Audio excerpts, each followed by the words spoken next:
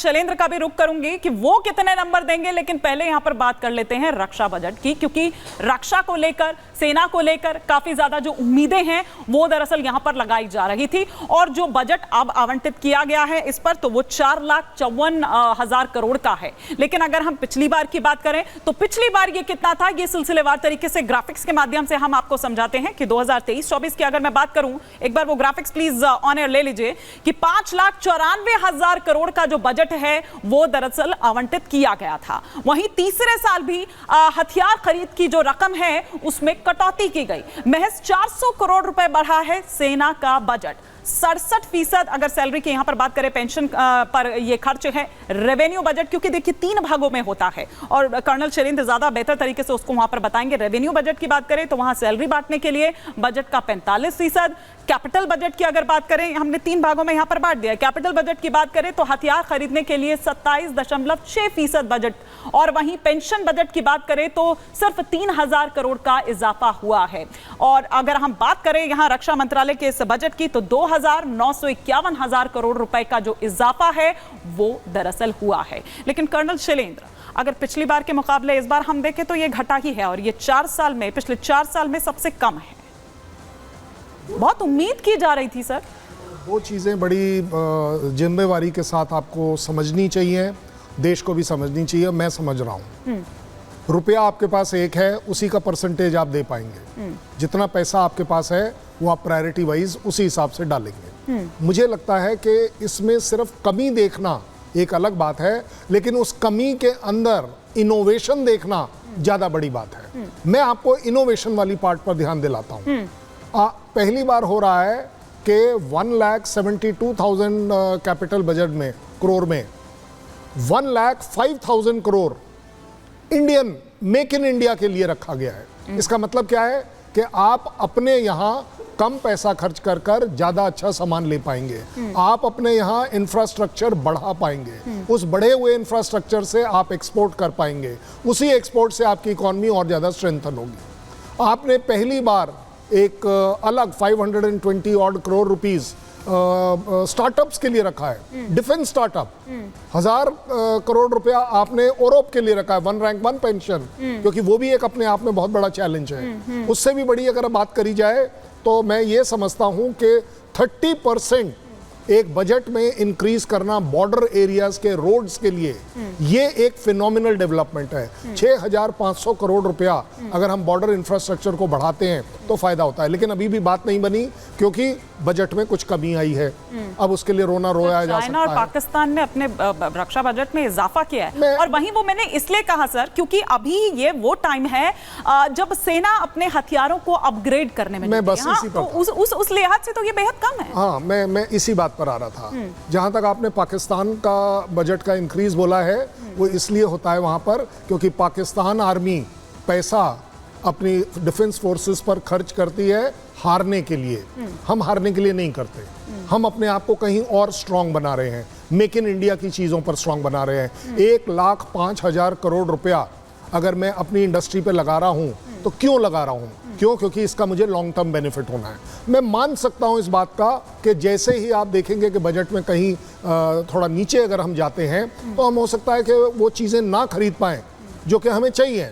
लेकिन this is called as unfortunate sacrifice, क्योंकि अगर देश की सरकार की प्रायोरिटी इस समय मेक इन इंडिया पर है, आत्मनिर्भर पर है, तो हमें कुछ समय के लिए ये पेशेंस रखना पड़ेगा कि जो हथियार हम बाहर से डायरेक्टली खरीदना चाहते हैं, राफेल्स खरीदना चाहते हैं, टैंक्स खरीदना चाहते हैं, इंजन खरीदना चाहते हैं, ये सब चीजों में कहीं ना कहीं हमें रुकना पड़ेगा। लेकिन सर 4 महीने में ऐसा क्या हुआ? क्योंकि अभी जब 4 महीने पहले इंटरिम बजट में 6 लाख बिल्कुल वो पार कर गया था उसको। जी। इनफैक्ट हमारा एक्सपेक्टेशन उस समय इसीलिए ज्यादा बढ़ा हुआ था उस इंटरिम बजट पर कि चलिए 13% अगर हम अपने जीडीपी का बजट रख रहे हैं डिफेंस के लिए, एक 4.72% इंक्रीज की तरफ रख रहे हैं हर साल का।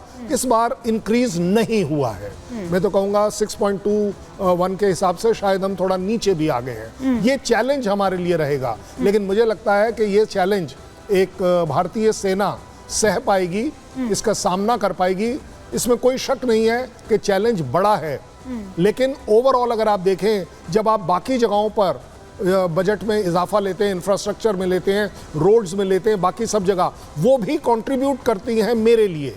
अगर आज 6,500 करोड़ रुपया हम सिर्फ बॉर्डर रोड के लिए रख रहे हैं, बॉर्डर एरियाज की रोड डेवलपमेंट के लिए, तो उसका मतलब वो अकेला नहीं है। उसके नीचे वाली जो सड़कें हैं, उन सड़कों के ऊपर आप NHAI के द्वारा काम कर रहे हैं, वो भी आपको कंट्रीब्यूट कर रही हैं। डायरेक्टली नहीं कर रही, इनडायरेक्टली कर रही है। बट यस, ओवरऑल अगर आप मेरे से पूछे, बजट में चैलेंज है as far as defence budget is concern. ठीक है आकाश जी, वापस लौटते हैं हम। ग्रोथ ओरिएंटेड है, क्योंकि देखिए इससे पहले ही जब ये आ रहा था और इकोनॉमिक सर्वे से पहले ही प्रधानमंत्री नरेंद्र मोदी ने ये कहा वो 2047 वाला, वो विकसित भारत वाला, वो दिशा वो देगा, तो ये ग्रोथ ओरिएंटेड आपको यहाँ पर नजर आ रहा है?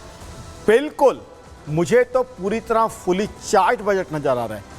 11 लाख करोड़ का कैपिटल एक्सपेंडिचर। आप देखिए, चाइना ने जब ग्रोथ की थी 1980 से 2000 तक, इंफ्रास्ट्रक्चर पे सबसे ज्यादा स्पेंड किया था। अब हम इंफ्रास्ट्रक्चर पे स्पेंड कर रहे हैं, हाईवेज बना रहे हैं, रोड्स बना रहे हैं। उसका मतलब क्या है? मैन्युफैक्चरिंग, आत्मनिर्भर भारत, मेक इन इंडिया, वो जो खूबसूरत कॉन्सेप्ट्स हमारी सरकार ने, हमारे प्राइम मिनिस्टर साहब ने हम सबके लिए देखे हैं, उसकी तरफ हम बढ़ रहे हैं। मैन्युफैक्चरिंग की सुपर पावर बनाएगा ये हिंदुस्तान को, क्योंकि चाइना, सारी दुनिया जानती है, ढीला पड़ा हुआ है। चाइना में डेट प्रॉब्लम है, चाइना में रियल एस्टेट प्रॉब्लम है, वहाँ डिफ्लेशन की प्रॉब्लम भी रही है पीछे, और चाइना को आज यूएस पसंद नहीं करता, दुनिया का बड़ा हिस्सा पसंद नहीं करता।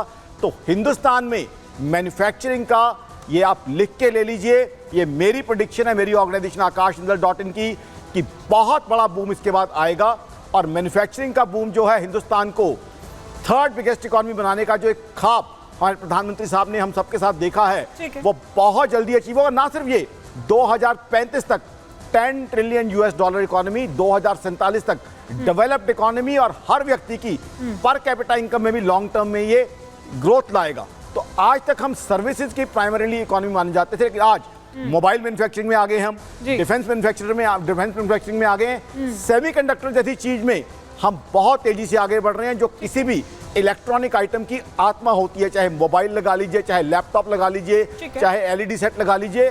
तो मैन्युफैक्चरिंग का बूम, ये आकाश जिंदल की प्रेडिक्शन है, छाती ठोक के यहाँ कह रहा है। मतलब आपको 2 साल बाद देखिए कि वो सपना पूरा करता हुआ नजर आता है ये बजट, क्योंकि उन्होंने कहा था कि आगे की जो दिशा है वो दरअसल बताएगा। लेकिन बहुत शुक्रिया सर आपका हमारे साथ जुड़ने के लिए। आकाश जी आपका भी, कर्नल शैलेंद्र आपका भी बहुत शुक्रिया। और अब बात आगे हम बढ़ते हैं। विपक्ष देखिए कैसे कह रहा है कि कॉपी पेस्ट है ये, दरअसल सरकार को बचाने वाला ये बजट है। क्यों ऐसा कहा गया? बजट में बिहार की बल्ले बल्ले यहां पर हुई, बजट में बिहार की बात करें, आंध्र की बात करें, इसलिए दरअसल विपक्ष की ओर से ये कहा जा रहा है करीब 59,000 करोड़ की सौगात बिहार को मिली है। बिहार में 3 नए एक्सप्रेस वे जो हैं वो दिए जाएंगे। Patna Purnia expressway, Vaishali Bodhgaya expressway, Buxar Bhagalpur expressway. सड़क परियोजना को 26,000 करोड़ जो है वो उसके लिए दिया गया है। बक्सर में गंगा नदी पर 2 लेन का पुल बनाया जाएगा। 21,000 करोड़ का जो पावर प्लांट है। बोधगया में महाबोधि मंदिर कॉरिडोर, बिहार में विष्णु मंदिर कॉरिडोर बनेगा। ये वो तमाम चीजें हैं जो बिहार के लिए तोहफा है, बिहार के लिए सौगात है। बाढ़ नियंत्रण के लिए 11,500 करोड़ रुपया आवंटित किया गया है। बिहार में नए मेडिकल कॉलेजेस, एयरपोर्ट, राजगीर में ब्रह्म कुंड का विकास होगा। नालंदा में पर्यटन के लिए फंड दिया गया है। नालंदा विश्वविद्यालय के विकास पर यह फंड दिया गया है।